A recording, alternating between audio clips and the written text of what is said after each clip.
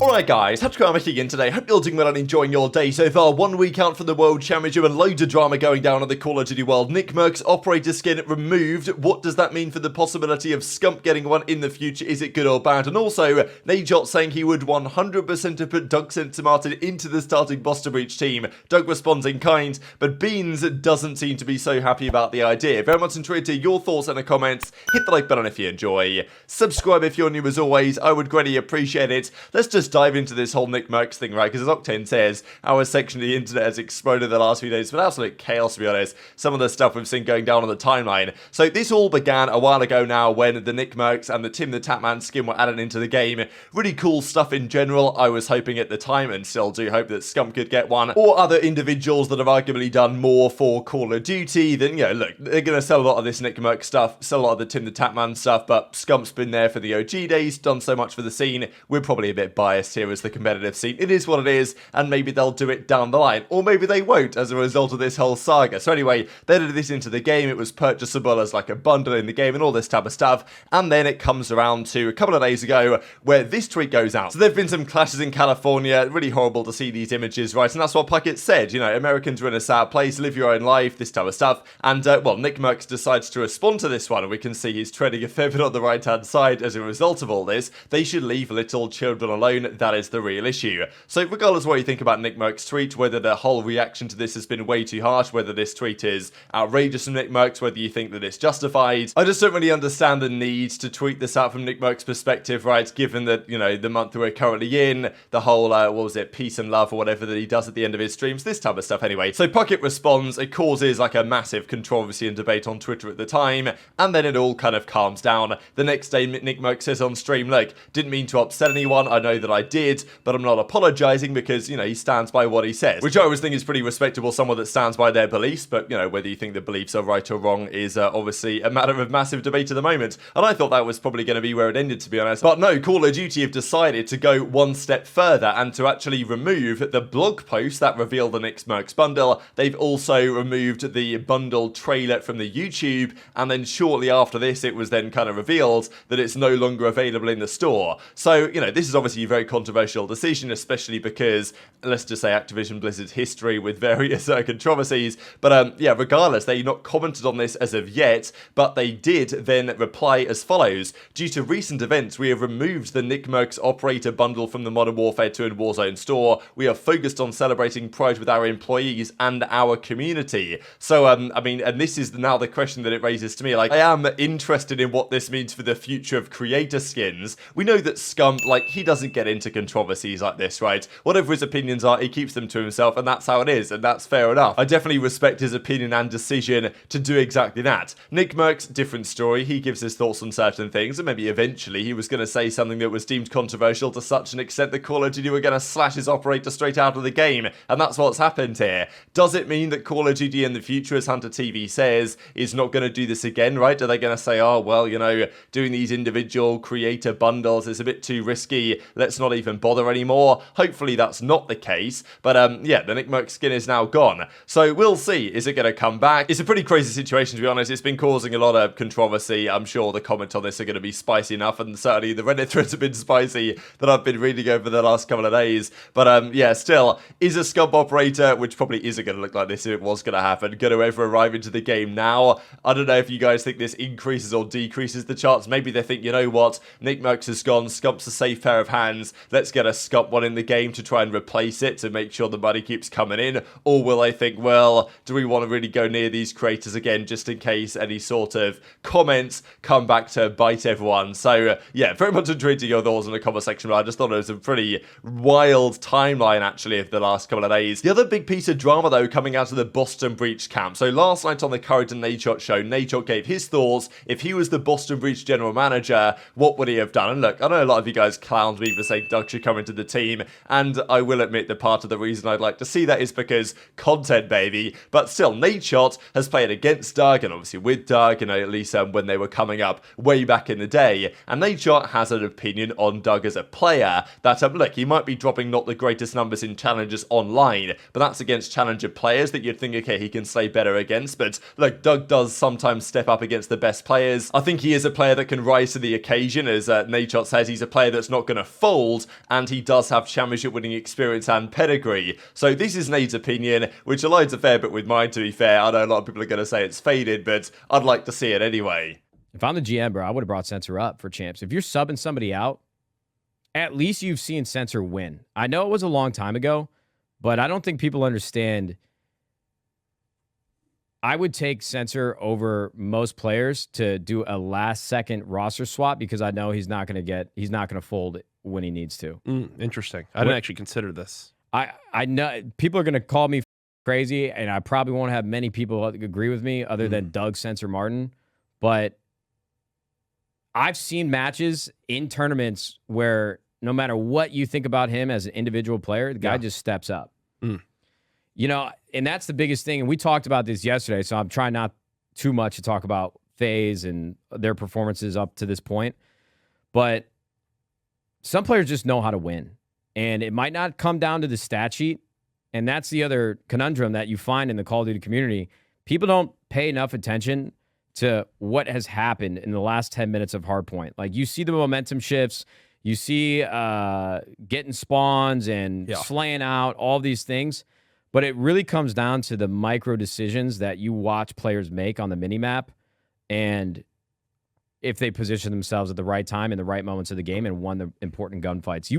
You could go 15 and 23, 15 and 30 in a hard point. Yeah. But if those 15 were the most impactful kills that you have gotten, and you're playing the map the right way, even if you're not getting the kills in the right situation that you're putting yourself in, you're still freeing up other parts of the map, other opportunities for your teammates. This is definitely some good gas for Doug, right? Yes, his numbers aren't good. He probably has a 0.78 KD or something in challenges, which is far from ideal this season, but that is predominantly online, and on LAN, his teams have done a lot better in general than what they've done online, which is, you know, a testament to what you can expect from a player like Censor if you were to bring him into the team. Now, if they were to do that, he's an AR right now. He would either replace Beans or Awakening. I said the other day that maybe Awakening should go just because there is some existing chemistry there with Beans, but Awakening is the better player, so there is you know, a debate to be had, especially because Beans doesn't seem to want to play with it, which we'll get into in a second. So Censor says, the fact that Nature is saying this about me is definitely the most ultimate motivation I could possibly receive.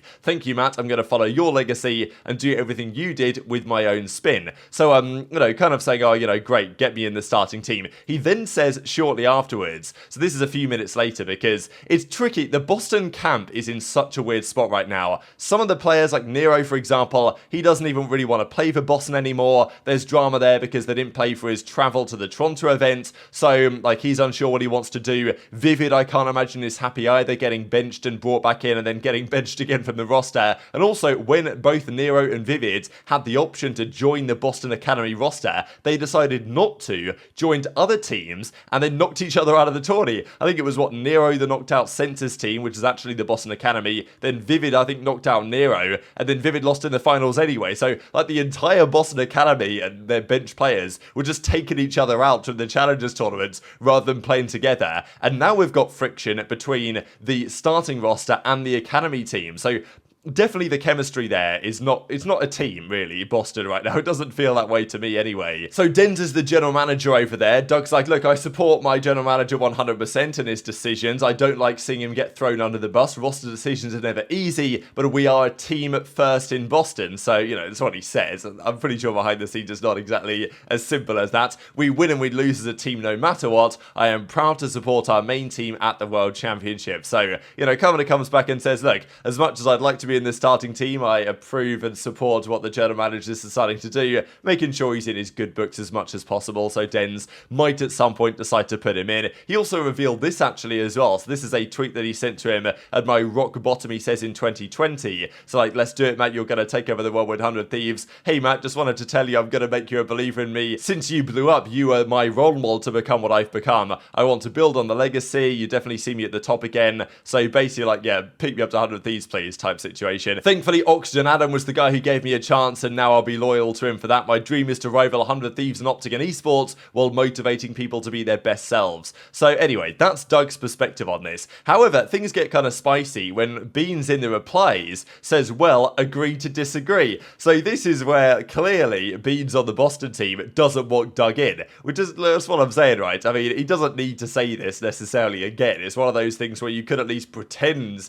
the chemistry at the Boston camp is absolutely going swimmingly, but no, clearly Beans doesn't want Doug in, either because he thinks he's terrible or because he thinks he'd disrupt the team environment, or because Beans thinks that if Doug was to join, Beans is the most likely to make way, which is the case. Doug would come in as an AR. You would think that Beans is more likely to leave than Awakening is, because Awakening has the higher ceiling from what we have seen so far this season. And to be fair, the reason why I was considering keeping Beans over Wake was because I thought Beans and Doug had a reasonable relationship during their time on the Boston Academy. You know, there were tweets like this coming out when they were teaming together, and even before that as well. But it seems like not really the case, right? Beans doesn't want Doug on the starting team. Doug would like to join, but is trying to say, oh, you know, I respect the general manager, all this stuff. So it's an absolute mess, to be honest. Doug has also made it very clear that if they were to put him in, he'd be beating OpTic at champs, hands down, no problem at all. Ghosty knows that he'd beat him and all this stuff. So, I mean, look, what do you guys think about this whole saga? The fact of the matter is, Doug is not going to be coming in. I believe the roster lock, unfortunately for all of us who wanted this to happen, has now come and gone. So, you know, well, the CDL tweeted this out on the 5th of June.